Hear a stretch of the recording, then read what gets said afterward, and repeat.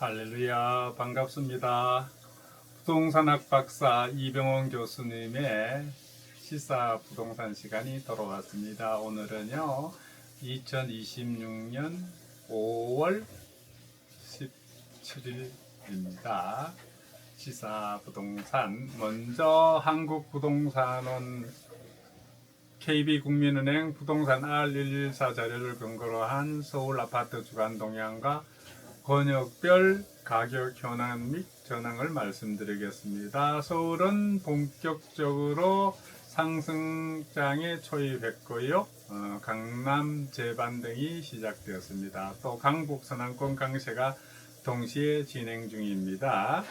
이번 주는 특히 부동산은 KB국민은행 부동산 R114가 모두 서울 상승을 확인하고 있어서 단순 반등이 아니라 상승 추세 강화로 보는 시각이 강합니다. 이번 주 주간 동향을 보겠습니다. 매매 시장을 보면요, 한국 부동산원 기준으로 서울 아파트 매매 가격은 플러스 0.28% 상승이 있었습니다. 지난주에는 0.15% 상승이 있었는데 0.28은 거의 배에 가까운 큰 폭 확대가 이루어졌습니다. 서울 상승폭이 전주 대비 거의 200 가까이 확대됐고요. 정주 여건이 우수한 단지, 학군지, 재건축 추진 단지를 중심으로 매수 문의가 증가했습니다. 특히 강남구는 하락을 멈추고 상승으로 전환했고 서울 20개구 전체가 상승 흐름을 보였습니다. KB국민은행 기준으로 서울 매매지수는 0.07% 플러스 상승 지속이 되었고 평균 매매 가격은 약 5억 7,300만 원입니다. 상승은 유지되지만 지역별 차별화가 매우 큽니다.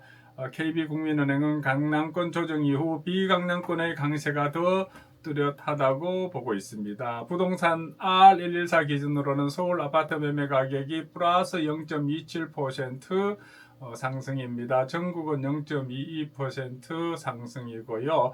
4월은 서울 거래량은 4월 이미 5,789건으로 1월부터 3월까지의 거래량을 넘어섰습니다. 이는 실수요 회복의 강한 신호라고 볼 수 있습니다. 이번 주는 상승 재개가 아니라 본격 상승장 초입입니다. 특히 양도세 중과 유예 종료 이후에 매물 잠김 현상, 전세가 강세되고 공급 부족, 재건축 기대가 동시에 작용하고 있습니다. 전세 시장에 대해서 알아보겠습니다. 진짜 핵심 부분입니다. 한국부동산원 기준으로는 서울 전세 가격이 플러스 0.28%, 지난주에는 플러스 0.23%에서 조금 확대가 되었습니다. KB국민은행 기준으로는 서울 전세 지수가 플러스 0.12% 수준으로 평균 전세 가격은 3억 2,600만 원이었습니다. 부동산 R114 기준으로 서울 전세 가격은 플러스 0.10%입니다. 전세가가 매매를 강하게 밀어올리고 있습니다. 즉 매매 조정이 와도 쉽게 크게 하락하지 않는 구조입니다. 특히 성파는 플러스 0.50%, 성북구는요 플러스 0.51%, 성동구는 플러스 0.40% 등 아주 강하게 나타나고 있습니다. 그 다음 서울 권역별 아파트 가격 및 현황 및 전망을 보겠습니다. 강남구, 서초구, 송파구입니다. 현재 강남구는 하락 종료 후에 상승으로 전환이 됐고요. 송파구는 재건축 중심 강세가 확대되고 있습니다. 특히 잠실, 반포, 압구정 등 핵심 단지가 아주 강하게 나타나고 있습니다.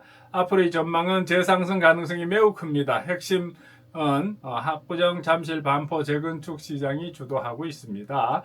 마용성, 마포, 용산, 성동구를 보면은요, 현재 성동구가 전세가 플러스 0.40% 인상이고요, 실거주와 투자 수요가 강합니다. 앞으로 마용성의 전망은요, 안정적 상승이 지속될 것이고, 핵심 강남 대체 수요가 지속될 것입니다. 그 다음 동북권, 성북구, 노원구, 강북구, 동대문구입니다. 현재 상황은 이번 주 최강 지역이죠. 성북구가 전세가 플러스 0.51% 상승입니다. 강북구가 플러스 0.40%, 노원구가 플러스 0.36%, 그래서 KB국민은행도 이 노원구, 도봉구, 강북구의 노도강, 동북권 지역의 강세를 강조했습니다. 앞으로의 전망은 가장 강한 상승이 지속될 것이고 핵심은 서울 상승의 중심축이 될 것이라는 겁니다. 그 다음 서남권 보겠습니다. 강서구, 양천구, 영등포, 동작구가 되겠습니다. 현재 상황을 보면요. 강서구가 플러스 0.26%, 구로구가 플러스 0.23%, 관악구가 플러스 0.22%입니다.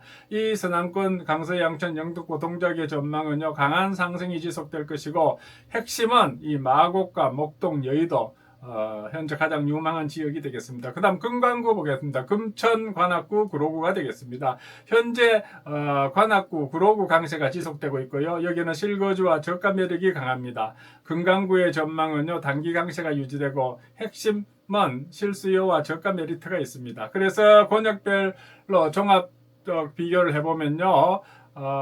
강남권은 재상승에다가 강한 상승으로 특징은 재건축이 있습니다. 마용성은 현재는 상승 중이고 안정적으로 상승할 것이고 한강벨트라는 특징이 있죠. 동북권은 매우 강한 상승이고요. 그리고 상승이 지속될 것이고 실수요가 일로 모이고 있습니다. 그 다음 서남권은 강한 상승에 상승이 지속되고 개발 수혜 지역입니다. 그 다음 금관구는 상승 중이고 단기 강세, 또 여기는 저가 메리트의 특징이 있습니다.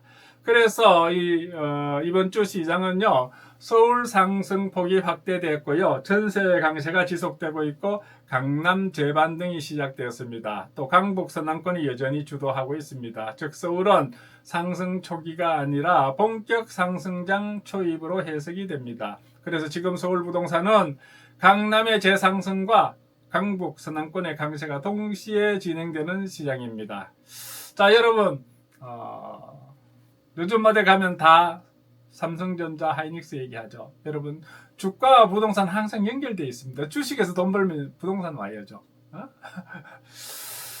그래서 먼저 삼성전자와 하이닉스에 대해서 잠시 한 말씀을 드리겠습니다. 왜냐? 부동산과 너무 밀접한 관계에 있기 때문에 그렇습니다. 최근 코스피 지수가 사상 처음으로 8,000선을 돌파한 후에 외국인의 대규모 차익 실현 매물과 대내외 매크로 악재가 겹치면서 5월 15일 날 지난주 금요일은 검은 금요일이 됐습니다. 급락세 코스피가 마이너스 6.12%를 맞이했습니다. 사이버카가 발동되고 그랬죠. 이에 따라서 국내 반도체 투톱인 SK하이닉스와 삼성전자 역시 단기적으로 큰 변동성을 겪은 상황입니다. 다가오는 이번 주 이제 5월 18일에서 22일은 이 두 종목의 주가 전망과 핵심 투자 포인트를 한번 살펴볼게요. 먼저 SK하이닉스 주가 전망을 보면요. 엔비디아에 달린 방향성을 봐야 되는데 최근 증거가에서 목표 주가를 최대 300만원까지 상향 조정할 만큼 AI 반도체 공급 부족에 따른 중장기 펀더멘탈은 매우 강력합니다. 다만 단기 급등에 따른 차익 실현 압박을 받고 있습니다. 핵심 변수는요. 엔비디아 실적 발표죠. 이번 주 목요일 날 발표 날 겁니다. 글로벌 AI 반도체 전반의 투자 심리를 결정할 엔비디아 실적 발표가 예정되어 있고요. SK하이닉스는 엔비디아 가치 사슬의 핵심 공급망인 만큼 엔비디아의 실적 및 향후 가이드라인 결과에 따라서 이번 5월 18일에서 22일까지의 주가가 가장 가파르게 동조화될 가능성이 높습니다. 엔비디아에 따라갈 가능성이 높다는 거죠. 그래서 SK하이닉스의 수급 및 전망을 보면요. 금요일 급락장에서도 외국인의 매도세가 집중되었지만은 AI 인프라 투자 수요가 여전히 견조하기 때문에 엔비디아 실적이 시장 기대치를 충족한다면은 가장 빠른 속도로 반등을 주도할 가능성이 큽니다. 그 반면에 기대치에 못 미칠 경우에 단기 조정 기간이 조금 더 길어질 수가 있습니다. 그럼 삼성전자의 주가 전망을 보겠습니다. 노조 파업 리스크 해소가 관건이죠. 삼성전자는 최근 2분기 영업이익 호조 기대감 등으로 목표 주가가 43만원에서 50만원까지 상향되는 등 재평가 흐름을 탔지만은 직전 거래일 노조 이슈가 불거지면서 8%대 급락을 맞이했습니다. 핵심 변수는요. 노동조합 파업 및 생산 조정이죠. 노조 파업을 앞두고 선제적인 반도체 생산량 조정 작업에 들어갔다는 소식이 단기적으로 큰 부담으로 작용하고 있습니다. 이번 주 이제 파업 리스크가 협상을 통해 완화되느냐 혹은 장기화 국면으로 가느냐에 가 바로 주가 흐름의 가장 큰 분수령이 될 것입니다. 삼성전자의 수급 및 전망을 보면요, 최근 외국인이 7거래일 연속 매도세를 보이면서 누적 32조 원대의 차익 실현 매부를 쏟아낸 가운데 개인 투자자들이 이들 받아내고 있는 공방전의 상태인 것입니다. 대형주 중심의 수급 쏠림이 진정되고 환율 불안이 완화되어야 본격적인 하방 경직성을 확보할 것으로 보입니다. 그래서 다음 주 이제 이번 주가 시작되죠. 증시 전반의 공동 체크리스트는 두 종목 모두 코스피 대장주죠. 그래서 코스피도 이제 코스피를 하지 말고 삼성 하이닉스 P 대장주로 해야 되지 않겠습니까? 그죠? 개별 모멘텀 외에 다음 이번 주에 예정된 글로벌 매크로 지표 영향도 크게 받습니다. 먼저 보면 환율과 금리 변동성을 봐야 됩니다. 원달러 환율이 1,500원을 재돌파하고 미국, 일본의 국제금리가 상승하면서 외국인 자금 유출 압박이 커졌습니다. 환율 진정 여부가 외국인 수급 복귀의 열쇠인 것입니다. 그럼 지정학적 리스크도 있죠. 미국과 이란 간의 강경 발언 등 중동발 불확실성이 기술주 전반의 투자 심리를 위축시키고 있어서 주 초반 변동성 요인이 될 수가 있습니다. 그래서 주요 경제 일정을 보면요, 20일에 유럽 소비자 물가 지수 및 중국 LPR 금리가 결정되고요, 21일에서 22일은 미국 FOMC의 의사록이 공개되는 등 거시경제적 방향성을 함께 살펴봐야 할 것입니다. 요약해 말씀드리면요, 이번 주 반도체 투톱의 주가는요, 삼성전자의 파업 리스크 해소 여부 라는 그 내부적인 요인과 엔비디아 실적 발표라는 외부적 요인이 맞물리면서 변동성 장세를 이어갈 것으로 보입니다. 구조적 호황기, 즉 슈퍼사이클, 저는 슈퍼사이클하고 메가사이클이라고 부릅니다. 이 메가사이클 자체는 유효하기 때문에 단기 악재로 인한 조정 시 수급 안정화 신호를 확인하면서 특히 외국인 매도세가 둔화되는지를 보면서 분할로 접근하는 전략이 유효해 보입니다. 자, 이렇게 해서 주식도 제가 잠시 한번 살펴봤고요. 제가 이란, 미국, 이스라엘 전쟁 나면서 나는 주식을 원래 안 했죠. 한 2년 동안 친구가 정권회사 임원으로 있을 때 좀 했고, 그리고 안 하다가 미국, 이스라엘, 이란 전쟁 나면서 이것도 좀 살펴봐야 되겠구나 해서 내 친구들한테 3명한테 내 얘기했는데 그 중에 한 명은 많이 샀어요. 많이 사서 한 40일 만에 70% 이익을 얻고 하이닉스와 삼성전자에 샀고, 그래서 재미를 많이 봤대요. 그래서 70% 이익을 40일 만에 봤다고 그래요. 또한 친구는 돈이 많지 않았기 때문에 하이닉스 한 주랑 삼성전자 샀는데 처음으로 주식 사서 재미를 봤다고 그래요. 제가 주식 전문가는 아니죠. 그러나 부동산을 공부하다 보면 주식도 같이 공부해야 되겠구나 해서 제가 아는 범위 내에서 이러한 정보를 여러분들한테 드리겠습니다. 저는 이런 전문 투자 유튜브가 아니기 때문에 부동산과 주식에 대해서는 제 정보를 보고 여러분 참조만 해서 그렇게 요즘 유튜브 워낙 많지 않습니까? 그것도 같이 한번 보시면서 제 거하고 한번 잘 비교해서 여러분 한 푼이라도 더 벌어서 내 집 마련도 하고 더 좋은 상급지로 이동하기를 바라면서 제가 여러분들한테 오늘은 주식 얘기도 했습니다. 지난주에 주식과 부동산 관계 얘기했고요.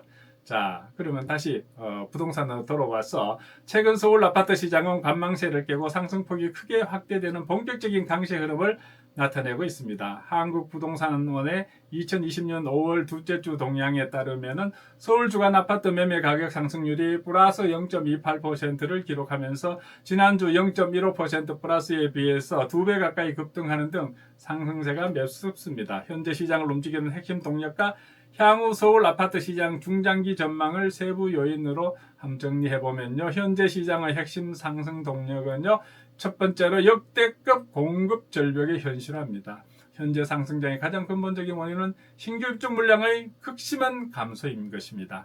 지난 수년간 이어진 인허가 및 착공 물량 감소의 여파가 원래 공급 부족 압력으로 고스란히 시차를 두고 반영되고 있습니다. 공급 부족이 이 불안 심리가 이 매수세를 강하게 자극하고 있습니다. 두 번째는 임대차 시장 전세가의 강력한 밀어올리기입니다. 서울 아파트 전세 가격이 역시 5월 둘째 주 기준으로 플러스 0.28%로 이제 상승하면서 매매가와 동반 폭등하고 있습니다. 대출 규제 강화 등으로 매수를 주저하던 실수요자들이 전세 시장에 머물고 있습니다. 다주택자 규제 및 토지 거래 허가 구역 등의 영향으로 전세 매물 자체가 급감, 즉 매물 잠김 현상이 나타나고 있습니다. 그 다음 낙수 효과를 보면은 높아진 전세가는 매매가를 밀어올리는 가장 단단한 하방 지지선이자 상승 기폭제 역할을 하고 있습니다.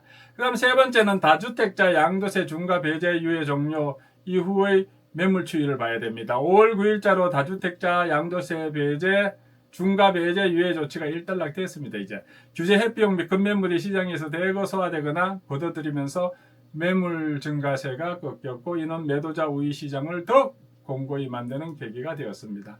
향후 서울 아파트 시장 전망을 보면요. 거래 절벽 속의 가격 급등 및 양극화 지속, 또 금융당국의 가계부채 관리, 위험 가중치 상한 조정 등과 같이 이 2.5%의 그 금리를 동결 기조를 유지 중인데 이로 인해서 대출 문턱은 여전히 높습니다. 따라서 전체 거래량이 폭발적으로 가기는 어렵지만 입지가 좋은 핵심 지역은 신고가 위주의 선별적 상승 장세가 지속될 가능성이 큽니다. 대출 규제 영향을 덜 받는 자금력이 있는 자산가 중심의 핵심지 매수세는 꺾이지 않을 전망입니다. 이렇게 해서 오늘 주식과 부동산에 대해서 알아봤습니다. 여러분 여유 자금 있으시면요. 보통 이 주식시장에 가서 대부분 이런 경험이 있죠. 저도 한 3, 40년 동안 지켜봤더니 이런 경우가 더 많았어요. 그러나 지금은 이제 우리나라가 특별하게도 이 반도체 HBM을 만드는 세계에서 3개 회사가 있는데 삼성전자와 SK 하이닉스 그리고 매크론인가 저쪽에 마크론가 거기 미국하고 있는데 이 삼성과 SK 하이닉스가 엔비디아에 주로 공급을 하죠. 그래서 엔비디아가 잘 되면은 삼성과 하이닉스가 잘 되는 그러한 이제 슈퍼 사이클 이 사이클을 타는데 반도체는 잘 되다가 이제 끝하는데 지금은 저희 사이클이라기보다는 한 단계 업그레이드 되는 단계 AI 때문에 이 수요가 많으니까 그 준비를 아무도 못했어요. 그러니까는 삼성전자와 SK 하이닉스만 그 HBM을 지금 만들고 있지 않습니까? 그러다 보니까는 이 수요가 폭발해서 이것이 내년 한 상반기까지는 그렇게 갈 거라고 보니까는 우리 주가도 5만 원에서 20만 원 갔다가 다시 삼성전자가 한 29만 원, 30만 원 문턱에서는 됐습니다만은 하이닉스도 마찬가지죠. 200만 원까지 터치했다가 지금 떨어졌죠. 그래서 지난 금요일 날 삼성전자와 하이닉스가 떨어졌으니까는 혹시 주식을 사시는 분은 이제 월요일 날 보고 월요일 날도 좀 떨어지지 않을까 생각이 드는데 좀 떨어지면은 그때 좀 사놓으면은 장기적으로 우상향으로 상승한다고 볼 수가 있어요. 이제 왜냐하면 슈퍼 사이클에 메가 사이클에 접어들었기 때문에 이게 끝나가기 전에 이제 팔고 나오면 되죠, 그죠? 그래서 그렇게라도 한 푼 모아갖고 이제 집을 옮기는데 또 사는데 보태었으면은 좋겠습니다. 부동산학 박사 이병헌 교수님의 시사 부동산 경청해 주셔서 감사합니다.